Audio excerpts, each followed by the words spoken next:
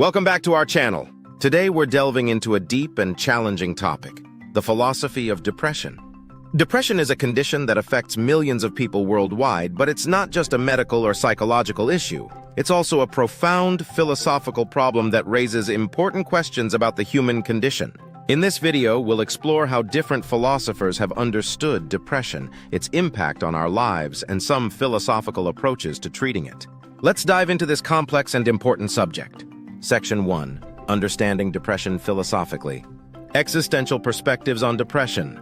Existentialist philosophers have long grappled with the nature of human suffering and despair, which are central themes in understanding depression. Jean-Paul Sartre, for example, viewed depression as a manifestation of existential angst, a profound sense of meaninglessness and alienation in the face of an indifferent universe. Sartre's concept of nausea captures this feeling of existential dread, where individuals confront the absurdity of existence and the burden of freedom. Similarly, Søren Kierkegaard, often considered the father of existentialism, wrote extensively about despair in his work, The Sickness Unto Death.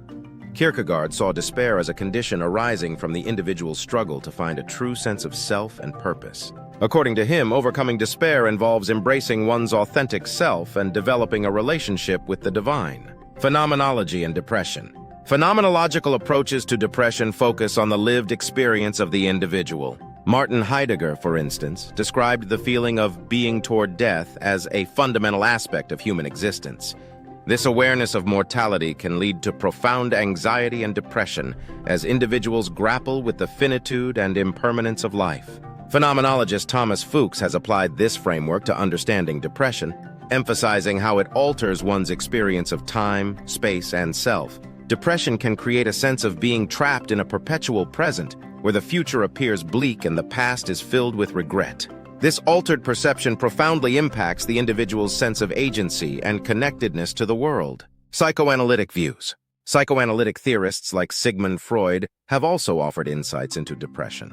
Freud's concept of melancholia, outlined in his essay Mourning and Melancholia, suggests that depression results from unresolved grief and the internalization of loss. Unlike mourning, which involves a healthy process of letting go, melancholia involves the ego turning against itself, leading to feelings of worthlessness and self-reproach. Freud's ideas have influenced contemporary psychoanalytic thinkers like Julia Kristeva, who in Black Sun, Depression and Melancholia explores the relationship between language, loss, and depression.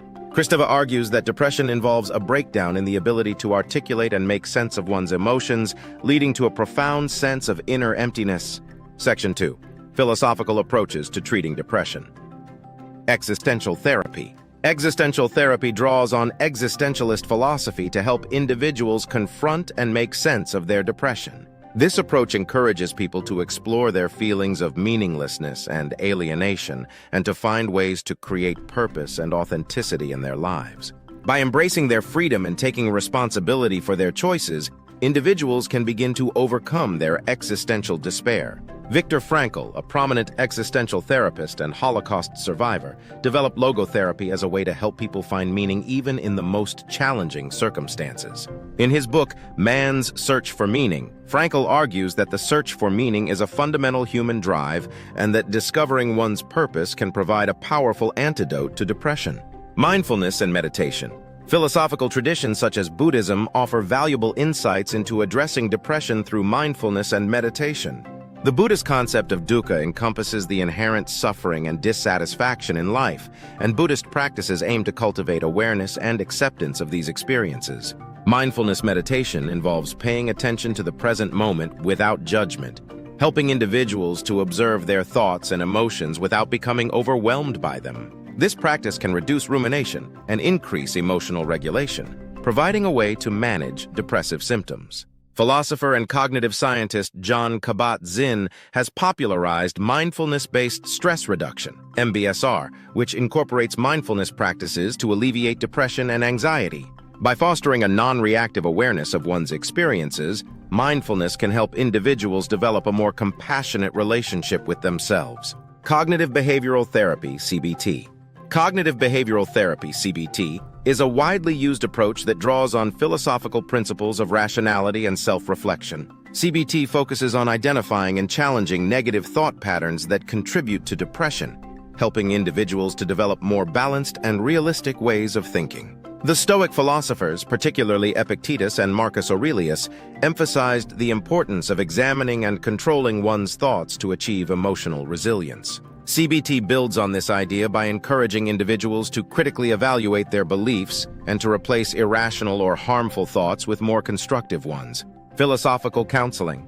Philosophical counseling is a form of therapy that uses philosophical dialogue to address existential and emotional issues.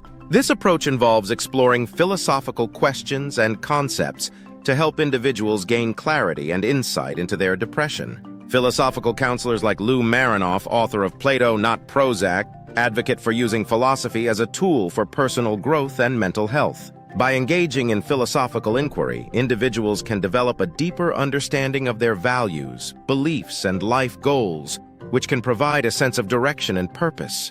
Section 3. Practical strategies for managing depression. Developing a meaningful life. One of the most effective ways to address depression is to cultivate a sense of meaning and purpose. This can involve pursuing activities that align with one's values and passions, building meaningful relationships, and contributing to the well-being of others. Engaging in creative pursuits, volunteer work, or hobbies can provide a sense of fulfillment and connection. Philosophers like Albert Camus, in his essay The Myth of Sisyphus, emphasize the importance of creating meaning in a seemingly indifferent world. Camus argues that even in the face of absurdity, individuals can find purpose by embracing their freedom and making deliberate choices. Cultivating resilience.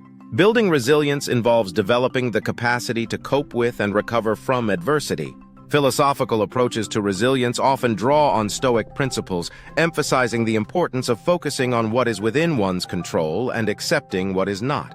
The Stoic practice of premeditatio malorum involves imagining potential challenges and setbacks in advance, which can help individuals prepare mentally and emotionally for difficult situations. By cultivating an attitude of acceptance and equanimity, individuals can enhance their ability to navigate life's challenges. Practicing self-compassion. Self-compassion involves treating oneself with kindness and understanding, especially during times of struggle.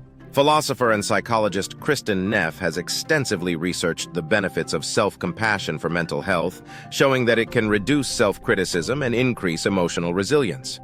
Practicing self-compassion can involve mindfulness, self-soothing techniques, and reframing negative self-talk. By fostering a compassionate and supportive inner dialogue, individuals can create a more nurturing environment for themselves. Seeking support. While philosophical approaches can provide valuable insights and strategies for managing depression, it's important to recognize the role of professional support. Psychotherapy, counseling, and support groups can offer essential guidance and assistance in addressing depression. Philosopher and psychoanalyst Irvin Yalom highlights the therapeutic value of interpersonal relationships in his book, Love's Executioner. Yalom emphasizes the importance of connection, empathy, and understanding in the healing process. Conclusion. In this video, we've explored the philosophy of depression, examining how different philosophical perspectives understand this profound human condition. From existential and phenomenological theories to psychoanalytic insights, depression is a multifaceted issue that touches on fundamental questions about the human experience. We've also discussed various philosophical approaches to treating depression, including existential therapy, mindfulness, CBT, and philosophical counseling. By developing a meaningful life, cultivating resilience, practicing self-compassion, and seeking support, individuals can navigate the challenges of depression and find a path towards well-being. Thank you for joining us on this exploration of the philosophy of depression. Don't forget to like, subscribe, and hit the bell icon for more enlightening content on philosophy and mental health. Until next time, keep questioning, keep exploring, and keep striving for a deeper understanding of yourself and the world around you.